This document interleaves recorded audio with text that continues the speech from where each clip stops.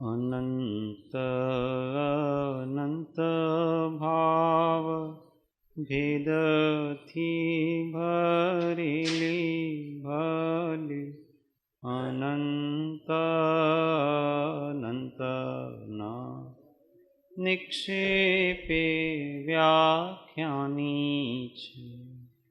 सकल जगत हित कारिणी हारिणी मोह तारिणी भवाब्धि मोक्ष चारिणी प्रमाणी छे। उपमा आप्यानी जेने तमारा खवीते व्यर्थ आपवाथी निज मति मापाई में मानी छे। अहो राज चंद्र बाळ ख्याल नथी पामताय जिनेश्वर तणी जाणी तेणे जाणी छे। गुरुराज जाणी तेणे जाणी।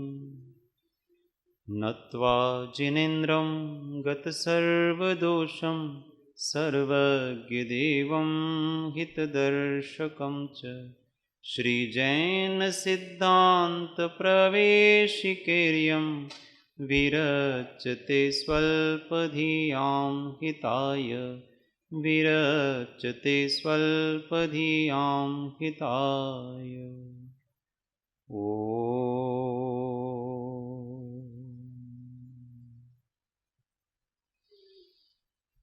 जय सद्गुरु।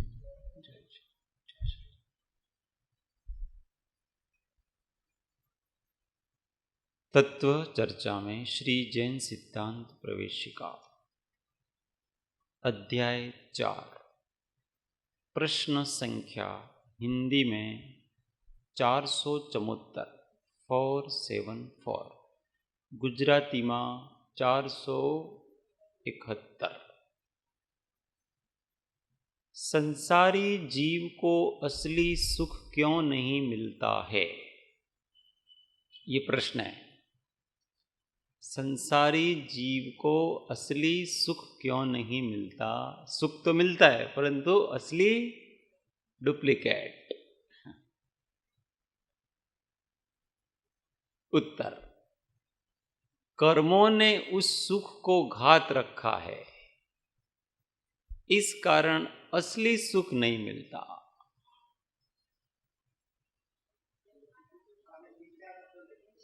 हैं? हाँ, परंतु वो ये क्या है कि सोनगढ़ वालों ने अपनी तरफ से लिखा है। हाँ, ये मूल पुस्तक है गोपाल दास जी बरैया की, हिंदी इसका मूल है। तो मूल में ऐसा ही है कि कर्मों ने उसको घात रखा है, इस कारण असली सुख नहीं मिलता। देखो, हमेशा कथन दो प्रकार से होते हैं, एक तो निमित्त की अपेक्षा, एक उपादान की अपेक्षा। तो निमित्त की अपेक्षा सुख को कर्मों ने घात रखा है, और उपादान की अपेक्षा सुख को मिथ्या दर्शन ज्ञान चारित्र ने घात रखा है। तो उन्होंने उपादान की मुख्यता से फेर बदल कर दिया इसमें, परंतु जो मूल लेखक का आशय है उस आशय को पकड़े अपन, न कि फेर बदल करें। किसी कवि ने, किसी शास्त्रकार ने जो भी लिखा है, तो जो लिखा है और जिस अपेक्षा से लिखा है उस अपेक्षा से अपन उसको समझें, न कि उसको बदल दें। ये बदल देना वो ज्ञान में दोष लगाता है। सम्यक ज्ञान में दोष लगाता। इसलिए ध्यान रखना हमेशा अपने, किसी कवि ने कुछ लिखा है तो कभी उसका नाम नहीं छुपाना, उसके शब्दों में फेरबदल नहीं करना। अभी हमारी क्या आदत पड़ गई है कि राम होता है तो हम राज कर देते हैं। अरे उन्होंने जो मीराबाई के कबीर जी ने राम ही लिखा है तो अब राम ही बोलो ना, राज काहे को करते हो, उस राम को ही राज समझो। परंतु शब्द में फेरबदल नहीं करना। फिर क्या होता है, कालांतर से फिर इसको किसने लिखा वही खत्म हो जाता है, उसकी मूल प्रामाणिकता ही खत्म हो जाती, और ये बड़ा दोष कहलाता है। ये कोई छोटा दोष नहीं है। आजकल ये परंपराएं चल पड़ी हैं कि भजनों को जिस संप्रदाय में उस संप्रदाय वाले अपने नाम से कर देते हैं सबको। अभी कबीर जी के भजन सब संप्रदाय वाले अपने नाम से गाते रहते हैं। भाई वो जिसने लिखा है उसी का नाम लो ना। आपने उनका नाम छुपाया, इसका मतलब ज्ञानी का नाम छुपाया, मतलब वो कौन सा दोष है? निन्नवाचार। सम्यक ज्ञान के 8 दोषों में कौन सा दोष है? हो निन्नवाचार। निन्नव का मतलब आपको जिससे ज्ञान प्राप्त हुआ है उसका नाम छुपाना और अपना नाम स्थापित कर देना, तो ये बड़ा दोष कहलाता। कभी कोई किसी में फेरफार नहीं करना, हमको केवल उसमें अपने को अपेक्षा समझनी है, और अगर कुछ फेरफार करना है तो उसको काउंट्स में करो अथवा नीचे फुट नोट में ये करो। अपेक्षा तो इस अपेक्षा से ये इस प्रकार से नहीं, तो धीमे धीमे क्या है कि अभी आचार्यों ने भी सब, अभी ये षटखंडागम में धवला वगैरह ये सारा का सारा, अब कहीं भी लिखोगे जीव के दुख का कारण क्या है तो कर्म ही बताएंगे। तो क्या उनकी बात को हम बदल देंगे? उनकी बात को हम बदल नहीं सकते, क्योंकि कर्म ही दुख का कारण है। ये निमित्त की अपेक्षा से कथन है। जिसके कर्म नहीं होता है उसको दुख नहीं होता है।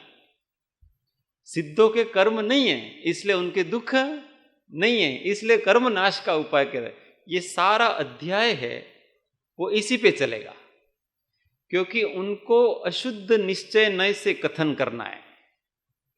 इस पूरे अध्याय में किससे कथन करना है? उनको अशुद्ध निश्चय नय से कथन करना है। किस गुण स्थान में कौन कौन सी कर्म प्रकृतियां उदय में रहती हैं, कौन कौन सी कर्म प्रकृतियां बंद होता है, किसका सत्व रहता है, ये सारा कर्मों के सापेक्ष जब जीव का वर्णन करना है उसका नाम अशुद्ध निश्चय नय है।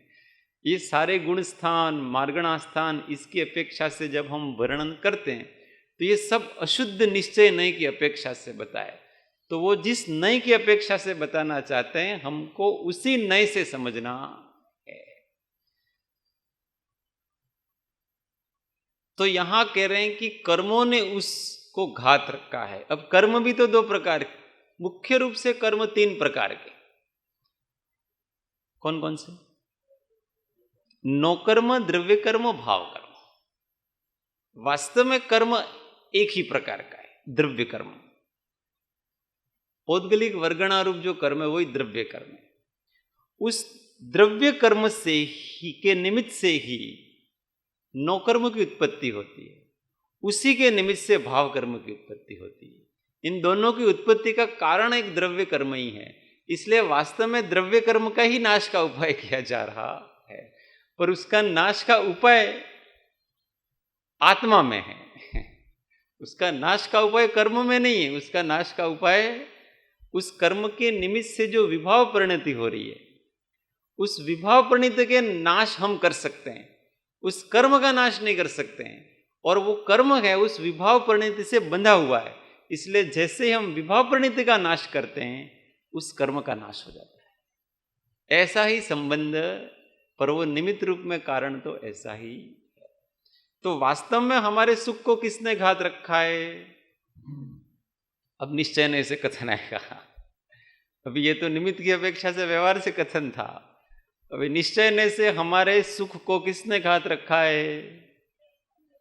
यस, तो हमारे ही मिथ्या दर्शन ज्ञान चारित्र ने, केवल मिथ्या मान्यता ने नहीं, मिथ्या मान्यता, मिथ्या ज्ञान, मिथ्या चारित्र। अगर हम केवल मिथ्या मान्यता लेंगे तो फिर चौथे गुण स्थान में संपूर्ण सुख प्रकट हो जाएगा, क्योंकि वहां मिथ्या मान्यता तो चली गई। तो आपको अव्ययवाद सुख की अनुभूति होनी चाहिए, पर नहीं होती है। इसलिए सुख को केवल मिथ्या मान्यता ने नहीं घात रखा है, सुख को तीनों ने घात रखा है, मिथ्या ज्ञान, मिथ्या दर्शन और मिथ्या। इसलिए और ये तीनों अलग अलग गुण स्थानों में उनकी पूर्णता होती है। जड़ कर्म घुमाता है मुझको, यह मिथ्या भ्रांति रही मेरी। मैं रागी द्वेषी हो लेता, जब परिणति होती जड़ की। ये कौन से नए से कथन है? ये कथन कौन से नए से है? अशुद्ध नए से कैसे है? ये शुद्ध निश्चय नए से कथन है कि कर्म मेरे को घुमाता है, वो बात सही नहीं है। वास्तव में हमको कौन घुमा रहा है? हमारे ही राग द्वेष घुमा रहे हैं, यही निश्चय नहीं है। वास्तविक वस्तु यही है। जो जैसा है वैसा समझना चाहिए। अब जब हम निश्चय नय से किसी वस्तु को समझेंगे तो हम निश्चय उपाय करेंगे। उपाय करने के लिए हमको हमेशा निश्चय नय को समझना चाहिए, और वस्तु को समझने के लिए चारों तरफ से व्यवहार नय का आश्रय लेना चाहिए। तो व्यवहार से तो ऐसा है कि निमित्त की अपेक्षा से कर्म घात रहा, ऐसा है। पर निश्चय से हमारा मिथ्या दर्शन ज्ञान चारित्र वही घात रहा है। अब निश्चय से जब मिथ्या दर्शन ज्ञान चारित्र धारा है तो हम उपाय किसका करेंगे? मिथ्या दर्शन ज्ञान चारित्र को मिटाने का उपाय करेंगे, उस कर्म को मिटाने का उपाय करेंगे नहीं, क्योंकि कर्म है वो परद्रव्य है, और परद्रव्य में किसी अन्य द्रव्य का अधिकार नहीं चलता है। वो अपनी मर्जी से आता है और अपनी मर्जी से जाता है। अब दूसरा प्रश्न,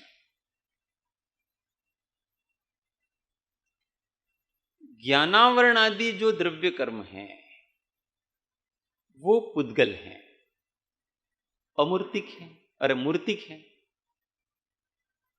और जीव के जो ज्ञानादि गुण हैं वो अमूर्तिक हैं। तो पुद्गल मूर्त अमूर्त आत्मा के गुणों को कैसे घात कर सकता है? समझ में आई बात? तलवार से तलवार का घात हो सकता है, तलवार से दीवार का घात हो सकता है, तलवार से गर्दन का घात हो सकता है, परंतु तलवार से आत्मा का घात होता है? तलवार से आकाश का घात होता है? अमूर्तिक वस्तु का घात नहीं हो सकता। कितनी भी तलवारें चलाओ, यहां जो आकाश है उसको मैं नष्ट कर दूंगा, हो सकता है, काटूंगा छटूंगा नहीं। मूर्तिक मूर्ति का घात कर सकता है, पर मूर्तिक अमूर्तिक का घात कैसे करेगा? अभी कौन बताएगा? हाँ, माइक तुम्हारे पास है।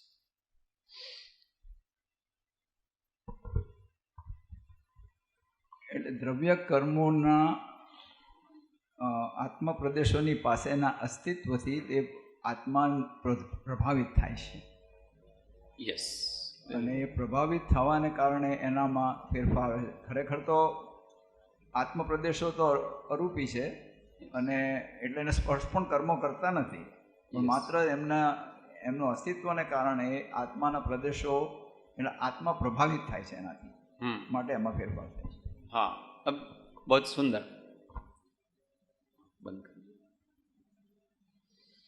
देखो, पुद्गल कर्म कर क्या रहे हैं? तो पुद्गलों में ऐसी विशेषता होती है कि जीव उसका निमित्त पा करके अपने रागादि रूप परिणत कर देता है, हो जाता है। वो नहीं करा रहा हूं, उसमें ऐसी विशेषता होती है। अलग अलग पुद्गलों की विशेषता है। कैसे? आप विष खाओगे तो क्या होगा? कहां घात कर रहा है वो विष? क्योंकि उस विष में ऐसी विशेषता है कि आपके शरीर को वो छिन्न भिन्न कर देगा और प्राणों का विच्छेद कर देगा। आ माइक चालू छे મને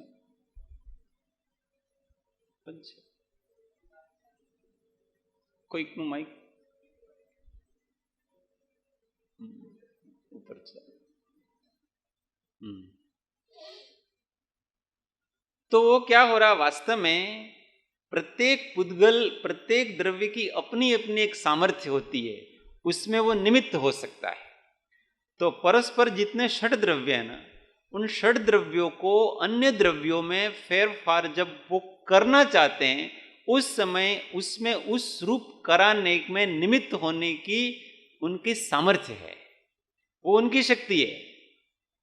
तो केवल ज्ञानावरणादि कर्म है, उन केवल ज्ञानावरणादि कर्म पुद्गलों में ऐसा सामर्थ्य है कि जीव को लोकालोक प्रकाशक जो केवल ज्ञान है, उस केवल ज्ञान को नहीं होने में निमित्त पड़ता है, अर्थात व्यक्त नहीं होने में निमित्त पड़ता है। उसकी उपस्थिति से वो आत्मा केवल ज्ञान रूप परिणत नहीं हो रहा है, वो कुछ नहीं करा रहा है, उसकी उपस्थिति में वो केवल ज्ञान रूप परिणत नहीं हो रहा है। बात समझ में आ रही है? ये वस्तु कैसे हो रही है?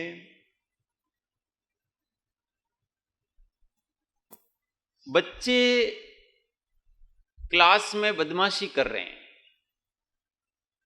और इतने में टीचर आ गया और टीचर ने कुछ नहीं कहा और आकर के अपनी कुर्सी के ऊपर बैठ गया। अब बच्चे शांत, बच्चे बहुत दूर हैं उससे, टीचर भी बहुत दूर है, टीचर ने कुछ कहा भी नहीं और बच्चे एकदम चुपचाप शांत हो गए।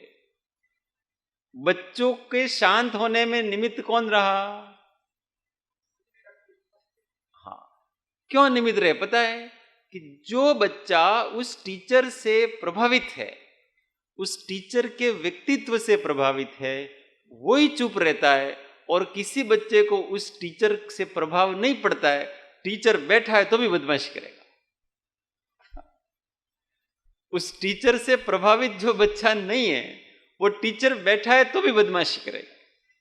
उसी प्रकार से जो आत्मा अपनी कमजोरी से इन कर्म पुद्गलों से प्रभावित होता है, उसमें ये कर्म पुद्गल हैं, वो अज्ञान आदि कराने में समर्थ हो जाते हैं।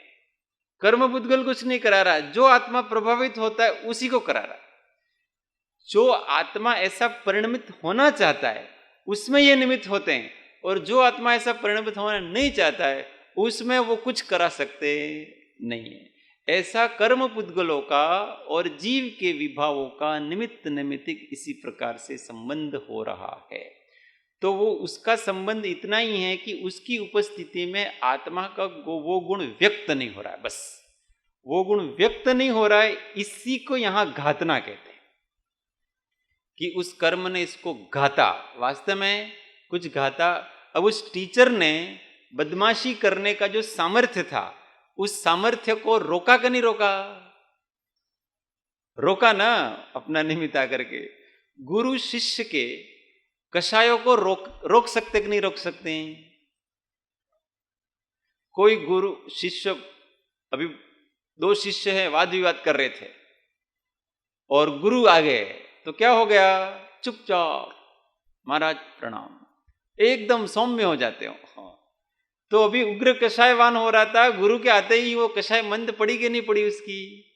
वो समर्थ कारण है उसका, समर्थ निमित्त कारण कहलाते हैं उसको।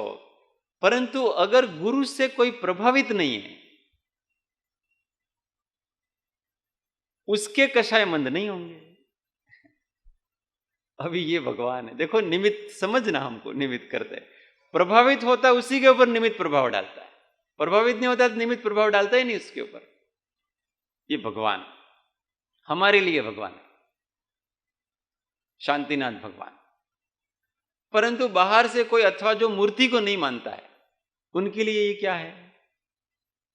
अगर कोई व्यक्ति मूर्ति को नहीं मानता है, ऐसा व्यक्ति ये भगवान को चोरी करके ले भी जाएगा, बेच भी देगा, कुछ भी करेगा वो उसको, क्योंकि उसको तो ये भगवान है ऐसा लग ही नहीं रहा है। हमको थोड़ा सा भी अगर मलिन वस्त्र में भी अगर हम छू गए भगवान को, तो हमको ऐसा लगता है अरे यार भगवान का हमने अभिनय कर लिया। और वो व्यक्ति भगवान को उठा करके ले जाता है और बाजार में बेच भी देता है। अपने ये शांतिनाथ भगवान को ले गए थे और 3 दिन बाद वापस अपने गेट पे आकर के रख दिया, छोड़ दिया उनको। 3 दिन बाद, यही शांतिनाथ भगवान हो, दूसरे नहीं। अब वो व्यक्ति इनसे कोई प्रभावित नहीं है। अभी अपन उनसे यूं कहेंगे देखो तुमको बहुत पाप कर्म का बंध लगेगा यूं, तो उसको कोई फर्क नहीं पड़ रहा है, कहीं का पाप लगे, ये तो मैं उसको बेच करके मेरा कम से कम पेट भरता। आप इन पुद्गलों को पकड़ के बैठो भगवान भगवान भगवान करके, मेरा तो इससे पेट भरता है। अब उसकी दृष्टि अलग है, उसकी दृष्टि अलग है, इसलिए ये इसके लिए न तो बंध के कारण न मुक्ति के कारण। समझ में आ रहा है? भगवान को चुराने का पाप उसको नहीं लग रहा है। उसको पाप क्या लग रहा है पता है? मूर्ति को चुराने का पाप लग रहा है। समझना।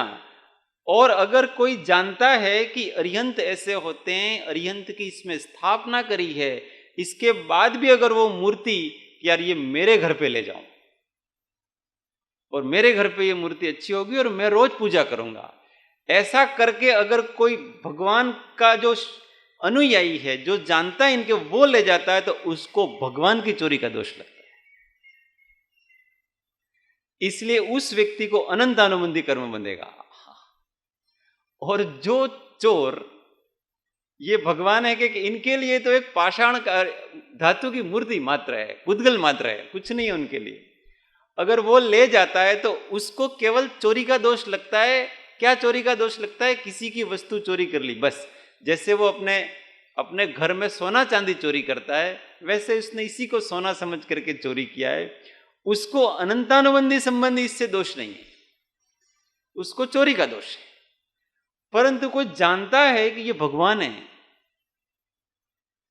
और जानते हुए भी वो ले जा रहा है, उसको अनंतानुबंधी का दोष लग रहा है, क्योंकि वो भगवान की अभिनय कर रहा है।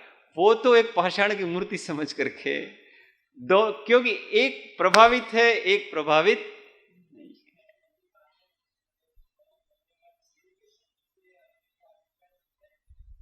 नहीं। यूं तो अज्ञानियों को अनंतानुबंधी हर समय लग रहा है, वो यहां नहीं बात कर रहे हैं, वो विवक्षा नहीं चल रही यहां तो देव गुरु धर्म है, वो अनंतानुबंधी में निमित्त होते हैं। वो कैसे होते हैं?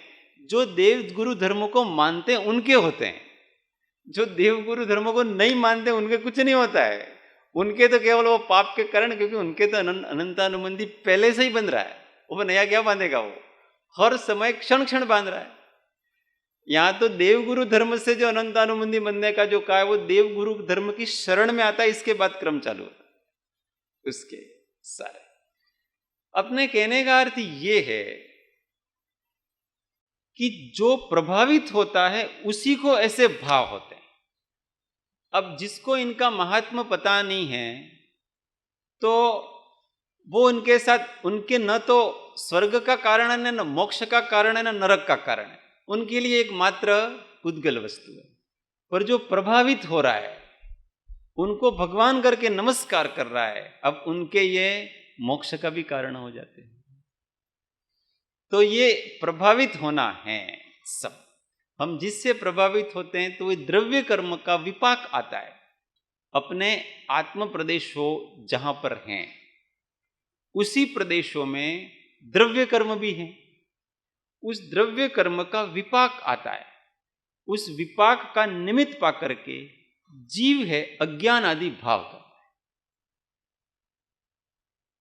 तो ज्ञानावरण जैसे एक कर्म है, तो उस ज्ञानावरण नाम का कर्म में ऐसी शक्ति है पुद्गलों में कि उसका विपाक है, वो आपके ज्ञान को आवृत कर सकता है, स्मृति को विस्मृति में बदल सकता है। ऐसे उस ज्ञानावरण के पुद्गलों में ऐसा सामर्थ्य है, स्वभाव से है ऐसा सामर्थ्य, जैसे शराब में बुद्धि को बिगाड़ने का सामर्थ्य है। शराब पुद्गल है, और उस पुद्गल को हम जब पीते हैं तो बिगड़ता क्या है? बुद्धि। और बुद्धि अमूर्त है, बुद्धि को मूर्ति की वस्तु नहीं है। उसने शराब को शरीर में डाला और बिगड़ा क्या? बुद्धि। इसका मतलब मूर्त वस्तु अमूर्त वस्तु पे प्रभाव डालती है। शराब के उदाहरण से देखा जा रहा हो कि मूर्त वस्तु अमूर्त वस्तु के ऊपर प्रभाव डाल सकती है, तब डाल सकती है जब वो अमूर्त वस्तु उस रूप होने योग्य हो तब, और उस रूप होने योग्य नहीं हो तब नहीं होता है। अब कोई कोई व्यक्ति कितना भी शराब पी जाए उसको चढ़ती ही नहीं है, उसकी बुद्धि बिगड़ती ही नहीं है, तो उससे प्रभावित नहीं हो रहा है, और जो प्रभावित हो रहा है उसके ऊपर वो शराब प्रभाव डालता है। किसी को सांप काट जाए और विष है, विष पी के भी मरता ही नहीं, और कोई विष पी के मर जाता है। विष में निमित्त होने का सामर्थ्य है, पर जो प्रभावित है उसके ऊपर वो कार्यकारी होगा, जो प्रभावित नहीं उसके ऊपर कार्यकारी होगा। इसलिए वास्तव में हम जितना इन कर्म के विपाक से प्रभावित होंगे उतने ही हमारे भावों को करने में समर्थ हैं। कर्म का विपाक उस कर्म के प्रदेशों में आता है, और वो कितना भी आए, हम अगर उससे प्रभावित नहीं हैं तो कर्म हमारा कुछ नहीं बिगाड़ सकता। इसलिए प्रवचन सार में कहा है कि कर्म का बंध कर्म के उदय से नहीं होता है। कर्म का बंध कर्म के उदय से नहीं होता है। बात समझ में आ रही है? कौन समझाएगा इसको? कर्म का बंध कर्म के उदय से नहीं आता, इस बात को समझाओ। जब द्रव्य कर्म का जब विपाक आता है तो उस समय बंध नहीं होता, लेकिन जब वो राग देश रूप भाव करता है तब उसमें बंध होता है। हाँ, यस।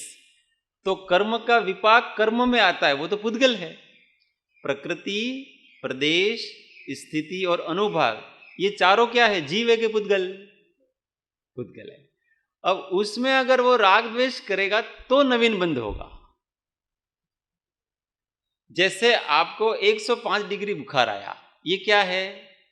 असाता वेदनीय कर्म का विपाक।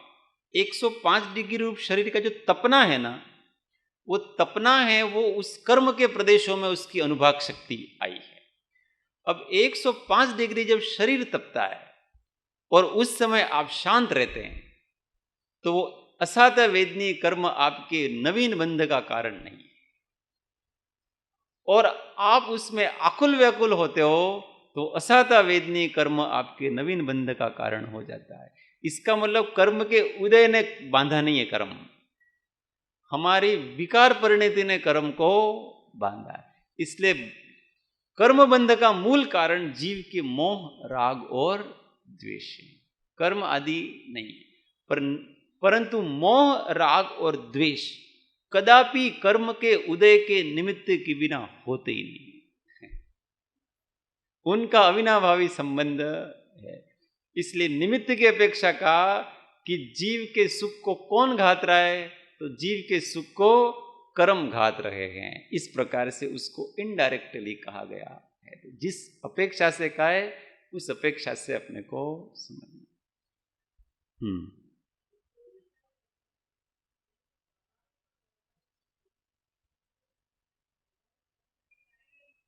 दो कर्म नहीं, दो तत्व।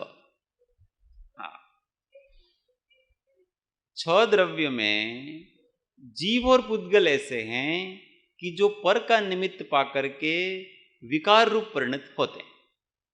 बाकी 6 द्रव्यों में 4 द्रव्य हैं, वो विकार रूप परिणत होते नहीं, क्योंकि उनमें विकार रूप परिणत होने की एक वैभाविक शक्ति है। किस कारण से है? निष्कारण से। स्वभाव से ही विभाव होने की शक्ति है उनमें, स्वभाव से ही विभाव रूप होने की शक्ति उनके अंदर है, तो वो है। इसका मतलब सारी कमजोरी कहां पर हो रही है? आत्मा के अंदर कमजोरी हो रही है। अगर कर्म का उदय ही सबको बांधता तो आज तक कोई मोक्ष जाता। सभी ने कर्म के उदय के समय ही कर्मों को परास्त किया है। मिथ्यात्व का नाश कब होता है? पहले गुण स्थान में होता है कि चौथे गुण स्थान में? ये बताओ। मिथ्यात्व का नाश पहले ही गुण स्थान में होता है, तब जाके वो चौथे गुण स्थान में आता है वो व्यक्ति। इस हाँ, तो जैसे ही नाश हुआ ना, क्योंकि उसने सारा प्रयोग क्या कहाँ कर रहा हो, पहले ही गुण स्थान में कर रहा है सारे साधना, और जैसे ही नाश होता है तब चौथा गुण स्थान आता है उसके। तो इस प्रकार से समझना चाहिए। तो कर्मों ने उसको घात रखा। अब दूसरा प्रश्न 475, संसारी जीव को असली सुख कब मिल सकता है? उत्तर, मोक्ष होने पर। सीधी बात करी इधर है, हमको नहीं, मतलब कहां तक नहीं, तो 14वें गुण स्थान तक नहीं,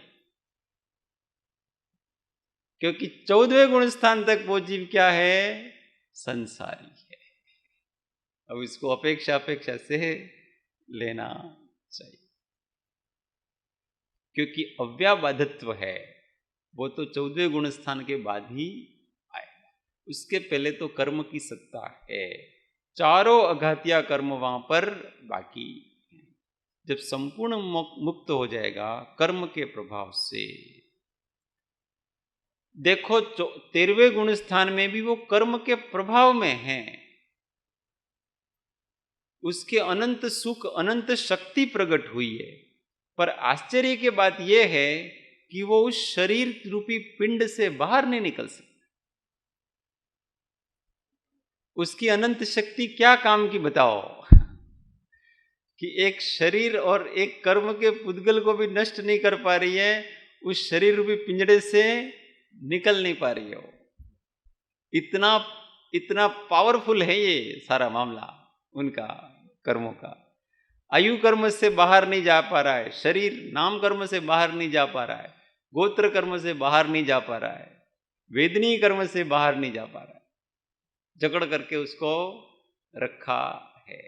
परंतु अब दूसरी बात, आध्यात्मिक बात, हमेशा आनंद अध्यात्म दृष्टि से मिलेगा। उनको ऐसा है कि तुमको रहना हो तो रहो, मुझे कोई आपत्ति नहीं आपसे। जिस जीव को परद्रव्य से कोई आपत्ति नहीं है, वो जीव जहां है वहां सुखी है। इस दृष्टि से हमको सुखी होना है कि कर्मों को रहना हो तो रहो, मुझे क्या दिक्कत है। आप आपकी जगह हो, मेरी जगह तो आई नहीं आपको भी। मैं मेरी जगह पर्याप्त सुखी हूं। ज्ञानावरण को रहना हो तो रहो, नो प्रॉब्लम। दर्शनावरण को रहना हो तो भी रहो, क्योंकि मुझे कुछ जानना नहीं है। दर्शनावरण को रहना तो रहो, क्योंकि मुझे कुछ देखना नहीं है। मोहनीय को रहना हो तो रहो, क्यों? मुझे सुख नहीं चाहिए। अभी देखा ना, सुखी होने का उपाय, सुखी होने का उपाय, जिसको सुख की इच्छा ही नहीं है वही सुखी हो सकता है, दूसरा सुखी नहीं हो सकता है कभी भी। जहां भी इच्छा किंचित मात्र है वहां सुख का घात है आपके, तो उसको सुखी होना ही नहीं, क्योंकि मैं सुखी हूं। और नया सुख कहां से मिलेगा? कोई आकाश से सुख टपकने वाला नहीं है। सुख आत्मा का स्वभाव है, और वो तो मैं आत्मा हूं। सुख आत्मा का स्वभाव है, और आत्मा तो मैं हूं। मैं क्या अनात्मा हूं क्या? मैं आत्मा ही हूं। जब मैं आत्मा ही हूं, इसका मतलब सुख पहले से ही है, नया सुख क्या आएगा? पर हम अपने आत्म स्वभाव का विस्मरण कर देते हैं, इसलिए दुखी होते और नया सुख चाहते हैं, और फिर विविध प्रकार की इच्छाएं करते हैं, और उन इच्छाओं से जिसको पाना चाहते हैं उसी का घात होता है। हम इच्छा करके सुख पाना चाहते हैं, और उसी इच्छा से सुख का घात हो रहा है। तो जिसको सुख नहीं चाहिए वो तो सुखी है, जिसको कुछ चाहिए वही दुखी होता है जिसको कुछ नहीं चाहिए वो कभी दुखी होता। तो मोहनी कर्मों को रहना हो तो रहो, मुझे कोई आपत्ति नहीं है। तुम रहो तो भी मैं सुखी हूं, तुम नहीं रहो तो भी मैं सुखी हूं, मुझे कोई प्रॉब्लम नहीं है आपके लिए। कितना भी क्रोध का उदय आयो, मान का उदय आयो, मैं न तो क्रोधी होऊंगा न मानी होऊंगा, मैं तो शांत रहूंगा। मुझे आपसे कोई लेना देना। अंतराय कर्म का उदय अनाद आनो। अंतराय कर्म क्या करता है? अपनी शक्ति को क्षीण करता है। शक्ति को क्षीण करता है का मतलब क्या करता है वो? आपको कहीं इधर से उधर जाना है तो नहीं जाने देगा, आपको उठना है तो नहीं उठने देगा, बैठना है तो नहीं बैठने देगा, आपको लगातार कोई वस्तु देखनी है तो नहीं देखने देगा, आपको लगातार कोई पढ़ना है तो नहीं पढ़ने, उसमें ही अंतराय ढलता है वो। परंतु इस व्यक्ति को जो अध्यात्म दृष्टि, उसको तो कुछ करना ही नहीं। अब मुझे कुछ करना ही नहीं, तुम मुझे डिस्टर्ब करोगे कैसे? मुझे तो केवल ज्ञाता होकर के रहना है, और जिसको केवल ज्ञाता होकर के रहना, उसको अंतराय कर्म क्या बिगाड़ा गया? आपको कुछ वस्तु प्राप्त करनी है भोगोपभोग की, तब अंतराय आपको डिस्टर्ब करेगा। आपको कुछ गमनागमन आदि करना है तो शक्ति चाहिए, तब आपको अंतराय कर्म करेगा। आपको कुछ लाभ प्राप्त करना है, तब आपको अंतराय कर्म कुछ करेगा। आपको कुछ देना है, दान देना है, तब आपको लाभांतराय अंतराय रूप होकर डिस्टर्ब करेगा। परंतु इस जीव को न तो भोग करना है, न उपभोग करना है, न दान देना है, न लाभ प्राप्त करना है, इसको तो कुछ करना ही नहीं है। इसको तो मात्र सहज ज्ञाता होकर के रहना है। अब ये वीर्यांतराय क्या कर लेगा बताओ? उसका कुछ नहीं बिगाड़ सकता। वो ऐसा कहता है कि तू मेरा कुछ नहीं कर सकता। इस दृष्टि से ज्ञानी साधना करते हैं, और ये सारे कर्म है वो निष्प्रभ हो जाते हैं, कोई प्रभाव नहीं रहता उनके ऊपर। वो उदय में आ करके चले जाते हैं, क्योंकि उससे प्रभावित ही नहीं है ना वो। तुम्हारे अंदर जो करना है मुझे तो कुछ करना ही नहीं, मैं तुमसे डिस्टर्ब नहीं हूं। देखो, कोई बच्चे होते हैं मित्र मंडलिया, तो किसी बच्चे में कुछ कमी होती है, जैसे कोई काला है, आंख थोड़ी कम है, बांडा है, कुछ भी है, उसको चिढ़ाते हैं। तो एक बच्चा ऐसा कि वो थोड़ा लंगड़ा चलता था, तो उसके सारे बच्चे, उसके दोस्त उसको लंगड़ा लंगड़ा करके चिढ़ाते थे। अब वो रोज मम्मी के पास जाए, पापा के पास जाए, मैं तो मेरे दोस्तों के साथ जाऊंगा ही नहीं, मेरे को चिढ़ाते हैं, मैं तो स्कूल ही नहीं जाऊंगा। अब ये रोज की प्रॉब्लम, क्योंकि रोज बच्चे चिढ़ाए उसको। फिर एक दिन उसको उसके पापा ने कहा कि देख, ऐसे काम नहीं चलेगा, तेरे को बड़ा होना है, पढ़ना है, बड़ा आदमी बनना है, सब करना है, तो पढ़ने तो जाना पड़ेगा तेरे।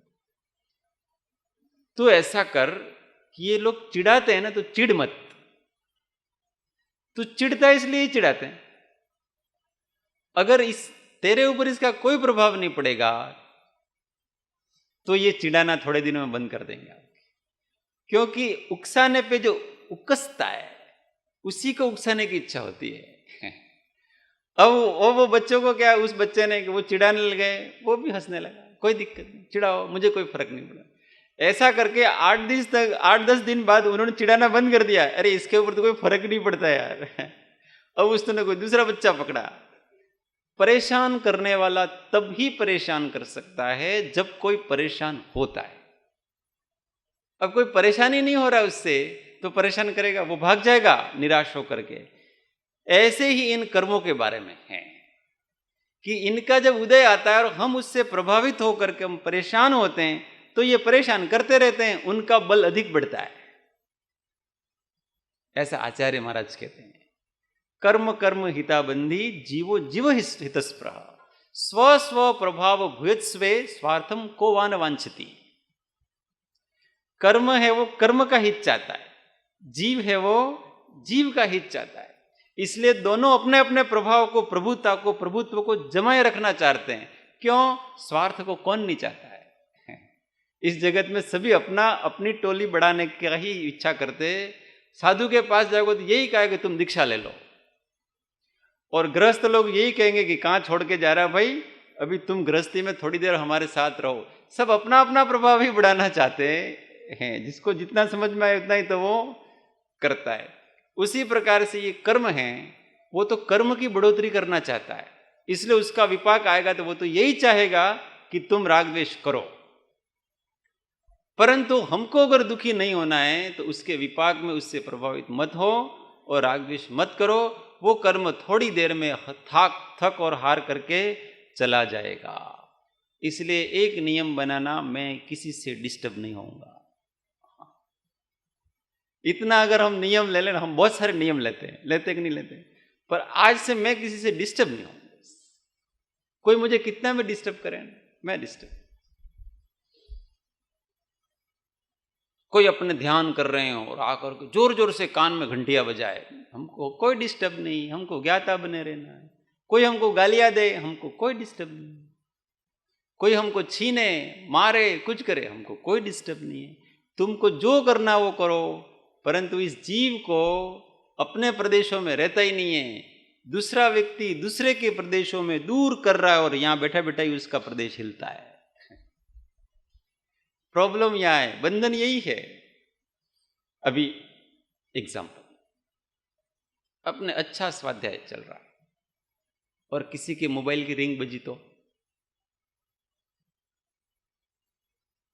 और फिर बार बार बजे, 10 बार उसको कहा, फिर भी वो नहीं मानता है, बार बार बजे, तो सबके भाव बिगड़ेंगे कि नहीं बिगड़ेंगे? क्यों? गलती कौन कर रहा है? सामने वाला। आपके प्रदेशों में हो नहीं है गलती, सामने वाले प्रदेशों में हो रही है गलती, बार बार वो कर रहा है, फिर बार बार कहते इसको समझ में नहीं, इसको बाहर निकाल दिया जाए, इसको ये दंड दिया जाए, वो ऐसा कर दिया जाए, बस स्वाध्याय में आने के लिए इतना दंड होगा आपके, ऐसा करके अपने मन को इतना कलुषित करता है, इतना कलुषित करता है वो व्यक्ति। कारण दूसरे से प्रभावित हो रहे हैं। दूसरे से वो डिस्टर्ब कैसे कर सकता है अपने को? हाँ, व्यवस्था के लिए उसको कुछ कहना पड़े तो कहो, डिस्टर्ब मत हो। परंतु ये व्यक्ति क्या है कि काम करते करते डिस्टर्ब हो जाता है। 1000 बार एक व्यक्ति को एक ही शब्द कहना पड़े तो कहो, कषाय बिल्कुल नहीं। एक ही व्यक्ति को एक ही शब्द कहना पड़े, 1000 बार उसी लहजे से कहो, भाई देखो ये ठीक बात नहीं है। और अगर वो नहीं मानता तो प्रेम से एक चिट्ठी लिखना, आप अनुशासन का पालन नहीं करते हो, इसलिए आप इस संस्था में रहने योग्य नहीं हो, आप कृपया करके चले जाओ। सीधी सी बात है उसमें, पर हम उसके निमित्त से कषाय नहीं करेंगे। उसको उसकी सजा भी मिल गई सारी की सारी। चलो ये तो इंसान है इसलिए सजा दी, यहां इतने बंदर परेशान करते हैं, करते कि नहीं करते हैं? अब उनको क्या सजा दोगे बताओ? रोज बेचारा माली है, वो ठीक करता है, रोज तोड़ते हैं वो। रोज हमारे कपड़े सुखाते हैं ना, तो जब ये बंदर बहुत चालाक हैं कि देखते कि अभी यहाँ कोई नहीं है इस बिल्डिंग में, तो कपड़े, और किसी दिन क्या है कि बाहर जाना हो तो और लेना भूल जाता हूँ मैं, तो अटैक करते हैं वो और खींच करके नीचे बैठते हैं वो। कभी कभी तो ऐसा है दिन में मुझे 3-3 बार कपड़े धोने पड़े, 3-3 बार। पर आप उन बंदरों का क्या करोगे ये बताओ? उनको गुस्सा करोगे, उनको मार दोगे? अरे वो बंदर है, वो उनका काम कर रहा है। आप अपने समय पर कपड़े ले लो, सीधी सी बात है। और इसके बाद भी वो करता है तो बंदर का कर क्यों लोगे आप? कुछ नहीं करोगे आप। समझना केवल हमको ही है, शांत हमको ही रहना है, समता हमको ही रखनी है। क्यों? क्योंकि मोक्ष हमको जाना है, बंदर को थोड़ी जाना है। गरज हमारी है ना, हमने कषाय करी तो कर्म बंद किसको होगा? बंदर को, अपने को? अपने को। अपनी गरज है, इसलिए संसार में सबसे मिच्छामि दुक्कड़म हमको करना है। दूसरा करे कि नहीं करे कोई बात नहीं भाई, हम अपनी तरफ से वैर नहीं है। तुमको तुम्हारी तरफ से रखना हो रखो, हमको कोई दिक्कत नहीं, नो प्रॉब्लम, पर हमारी तरफ से नहीं। इसलिए कहा क्षमा को मोक्ष का भव्य दरवाजा। एक तरफ से व्यक्ति मुक्त हो चुका है, वो सामने वाला उसका। तो यहीं पर मुक्ति का सुख अगर चाहिए तो किसी से डिस्टर्ब मत हो, किसी से प्रभावित मत हो। अपना काम करो, अपना कर्तव्य निभाओ, जो करना पड़े करो, कषाय भाव से नहीं। डांटना पड़े तो डांटो, कषाय भाव से नहीं। वो डांट पता पड़ जाती है, कौन सी डांट कषाय भाव की है और कौन सी डांट है वो निष्कषाय भाव की, वो सब पता पड़ जाती है।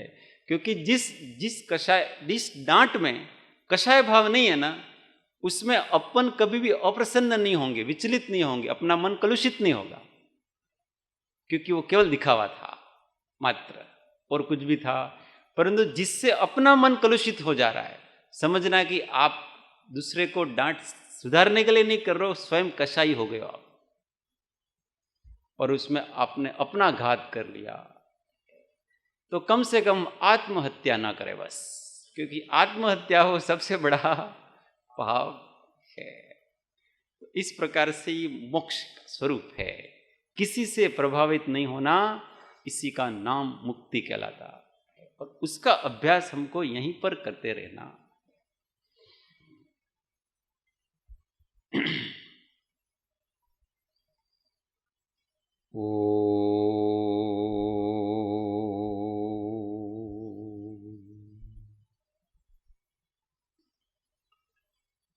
सुखधाम अनंत सुसंत चहि, दिन रात्र रहे तध्यान, पर शांति अनंत सुधामय, प्रणमो पद तेवर जय।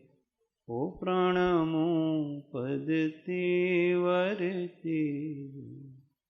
सद्गुरु परम कृपाणु त्रिलोकनाथ की जय, सब संतन की जय। आनंद घन ओ